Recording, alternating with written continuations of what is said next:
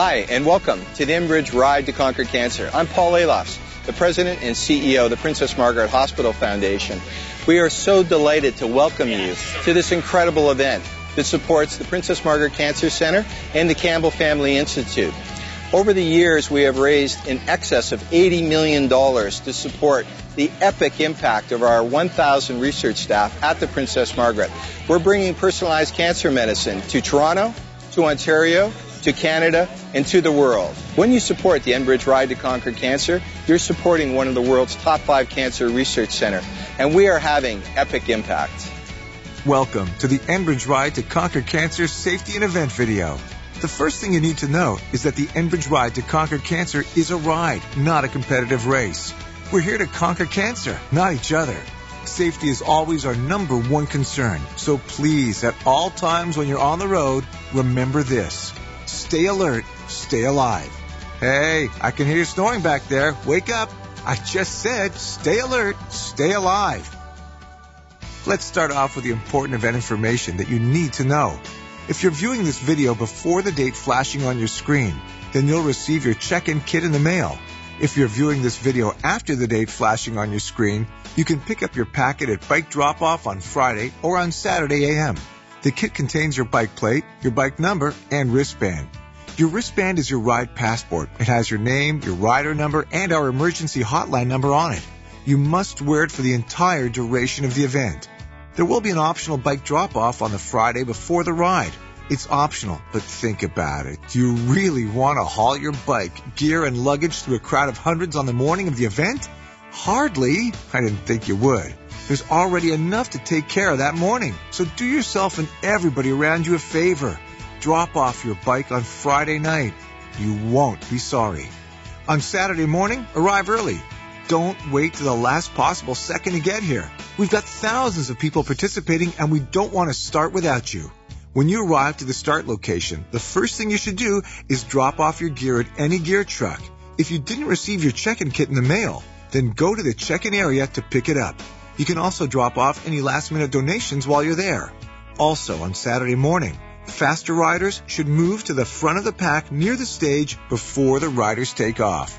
When you arrive at camp on Saturday, you must leave your bike in the secure bike parking area. Okay, so now the fun stuff. We've got some mandatory rules to go over. Number 1, you must obey all traffic laws. That's right. Violation of traffic laws will result in immediate expulsion from the ride and may result in a traffic citation from local police, and you could serve a life sentence behind bars. Ah, you heard that, didn't you? Good, you're still awake. Remember, stay alert, stay alive. Number 2, you must wear a helmet, and it must be securely fastened at all times when you're on your bike during the ride. Number 3, use of iPods, MP3 players, radios, or mobile phones, even if you have a Bluetooth earpiece, is strictly prohibited while you're on your bike. You are encouraged to bring a mobile phone with you, but you must pull off of the route to use it. Number 4, drafting behind other cyclists can be dangerous and leaves very little room for error. This technique should never be used unless you are an advanced rider.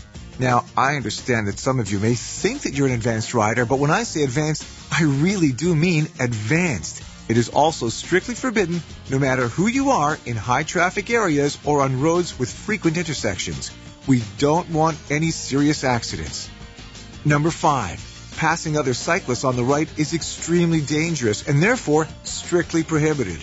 To properly pass a cyclist on the left, before you pull into traffic, look behind you to make sure the way is clear, then say in a very loud voice, "Mashed potatoes," and pass them.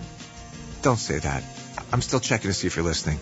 I don't even know why I said that. I must be hungry. Look, what you got to say is, "On your left." If someone says to you, "On your left," indicate that you heard them by nodding, yelling back, doing a little dance, or, if it's safe, waving them ahead and move to the right, if possible, to give them plenty of room to pass. Number 6.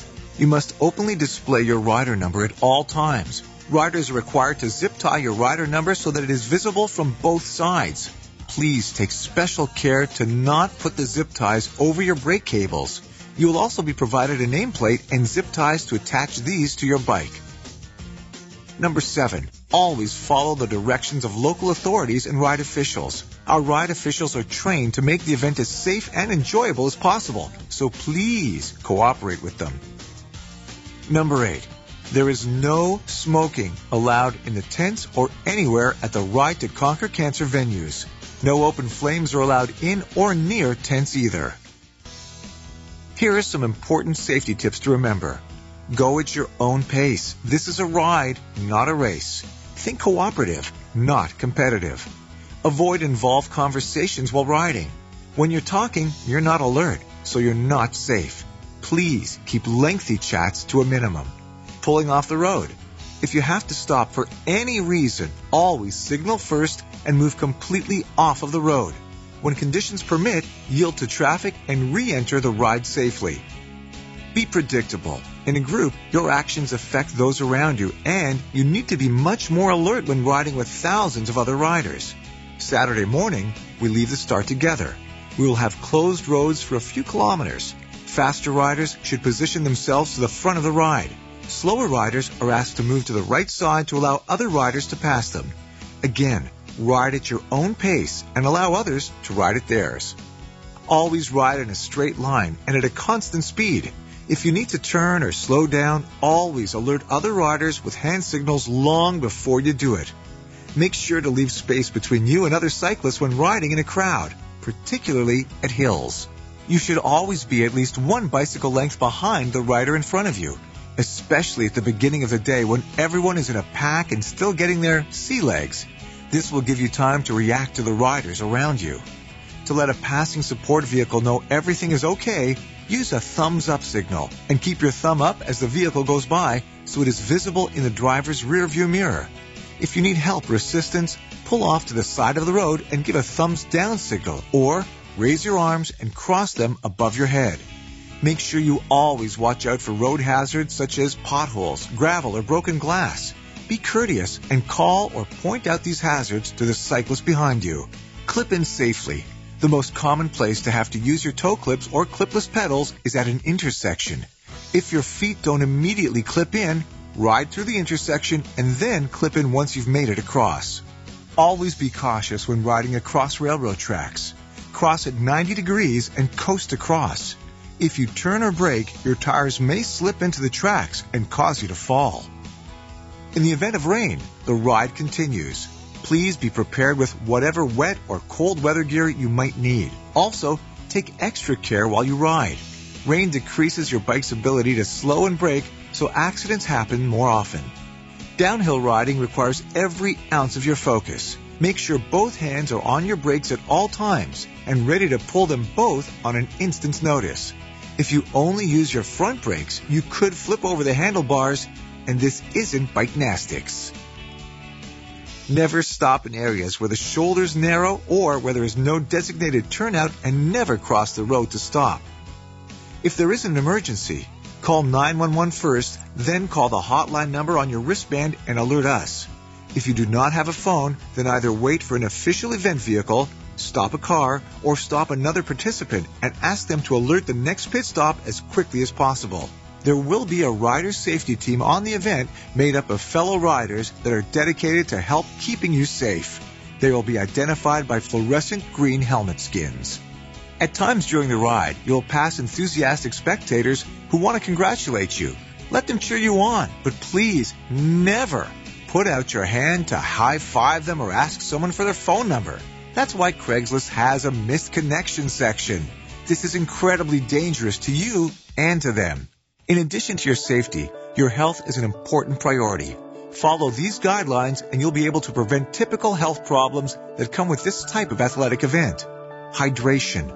Always drink water before you are thirsty to avoid dehydration, and sports drinks like Gatorade to avoid a low-sodium condition called hyponatremia. Both conditions are potentially fatal, and both are totally avoidable if you hydrate. Special note, we will not be providing individual water bottles, but we will be providing plenty of water and sports drinks to refill your own water bottle or Camelback. So please bring a water bottle on day one. We have lined the route with portable toilets at every pit stop, every 25 to 30 kilometers. Do not avoid drinking water because you fear you won't have access to a toilet. Really, people, you'll be able to pee, I promise you. You must also eat throughout the day. You'll be working hard and you need to fuel your body. When you arrive at camp, keep hydrating for the remainder of the day and evening. You should wake up at least once during the night to use the washroom. Okay, fine, porta potty. Also, be sure to eat as much as your body wants at dinner. Stretch often, stretch before, during, and after your day's ride. If you are hurt or unable to continue for any reason, please take advantage of the transport services.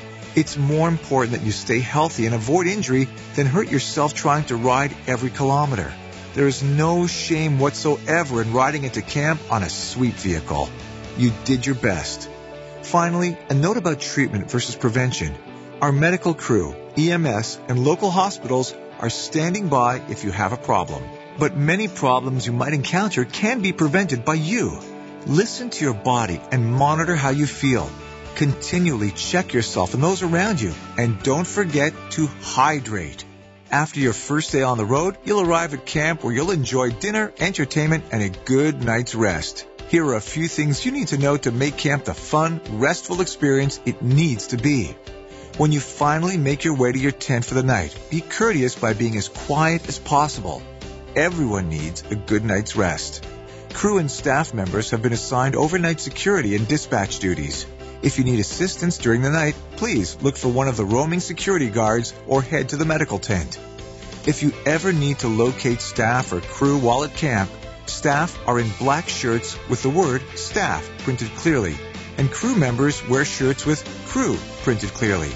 If you are not feeling well or have a medical issue, go to the medical tent. Medical crew members will be wearing red t-shirts with medical printed clearly. As we reach the end of the ride safety video, we'd like to leave you with our ride safety message. Stay alert, stay alive. We want your ride experience to be fun, inspiring, and injury-free. And thank you again for your participation. Your contribution to this incredible cause brings us that much closer to conquering cancer. See you on the route.